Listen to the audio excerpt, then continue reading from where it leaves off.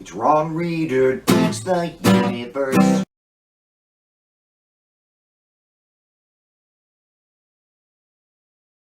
I'm Ron Reader, and this is Ron Reader Digs the Universe, and tonight, abortion and millions of fake dead babies. Here's the story so far up to this final installment of RRDU's three-part series on abortion.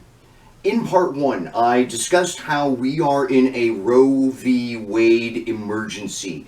The Nazis, it is highly likely that the Nazis Trump installed on the Supreme Court will vote with the other conservative justices to remove our constitutional right to bodily sovereignty. Doctors and women will go to prison for killing fake babies. Meanwhile, the Bible, which informs virtually the entire pro-life movement, says nothing about abortion, which means that the movement can claim no moral authority on abortion, regardless of their assertions to the contrary. In part two, I talked about how consideration of the rape and incest exception to abortion bans is a tacit admission that some 2/3 of the movement doesn't really believe that abortion is murder. And that brings us up to speed for part three, starting right now. So, what about that other third of the pro-life movement that rejects the rape and incest exception? Do they really believe abortion is murder? Hell no. Nobody believes abortion is murder. Here's a thought experiment I heard on a podcast a few years back. I don't remember which one. You should try this on your pro-life friends and acquaintances.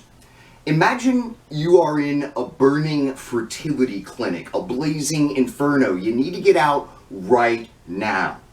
Only problem is that you are in a room with a 4-year-old child at one end, and on a table at the other end of the room, a petri dish containing 6 human blastulae, fertilized egg cells. You can either save the 4-year-old child or the petri dish, but not both. What do you do? Obviously, you should save the actual human being, the 4-year-old boy, but if you're pro-life, in theory, rescuing the actual human being means sacrificing 6 other human beings. I've tried this on some pro-lifers. They don't answer. They just get pissed off, which is a classic cognitive dissonance response, when your false belief is challenged by factual reality. But that they cannot answer this question reveals all. The Life Begins at Conception crowd doesn't really believe abortion is murder either. Now, briefly, I realize I'm conflating the no exceptions position with the fertilized egg position, but I figure if you're hardcore enough to make a rape victim have a rape baby, it's highly likely that you also think a blastula is a person. Definitely a lot of overlap between those positions, I think, and virtually no logic to any of it. The point here is that the entire pro-life movement doesn't buy its own rhetoric. None of them. Pro-life is the biggest cultural and political scam in all of American history. There are no dead abortion babies, and they know it. All there are is fake dead abortion babies. Millions and millions of fake dead abortion babies. One must ask then, what purpose do all of these fake dead babies serve? Beyond the obvious stuff, owning the libs, oppressing women, fake dead babies are perhaps the key unifying principle for the conservative movement overall, and this point cannot be understated. For conservatives, fake dead babies means that Democrats are shameless mass murderers on a scale that dwarfs the Holocaust. This, in turn, means that Democrats, liberals, progressives are not a legitimate political presence. As perpetrators of what conservatives assert to be genocide, liberals aren't even legitimate people.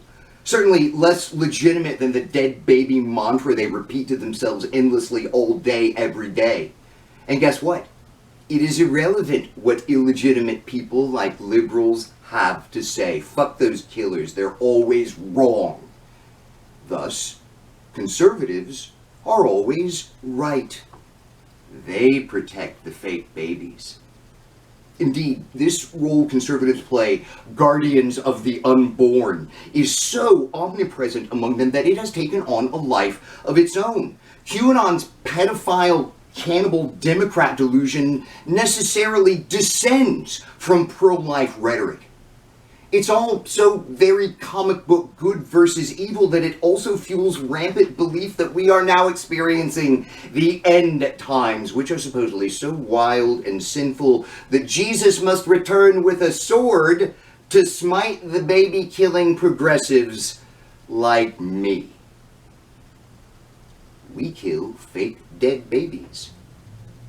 Anything against us is justified. Lying, cheating, stealing, even killing. Because as guardians of fake babies, they are good, and as murderers of fake babies, we are evil. The deeper you dig into pro-life, the more horrifying it becomes. It's the rhetoric that would enslave us all, regardless of gender. Pro-life makes me sick to my stomach.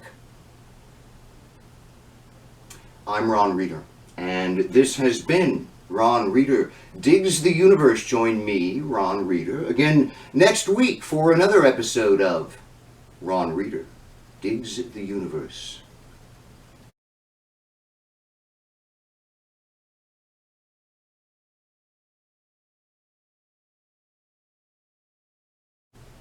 Oh, Michael. Michael, you are blind. It wasn't a miscarriage. It was an abortion. An abortion, Michael. Like our marriage is an abortion. Something unholy and evil. See, I know how to freak out on fake dead babies too.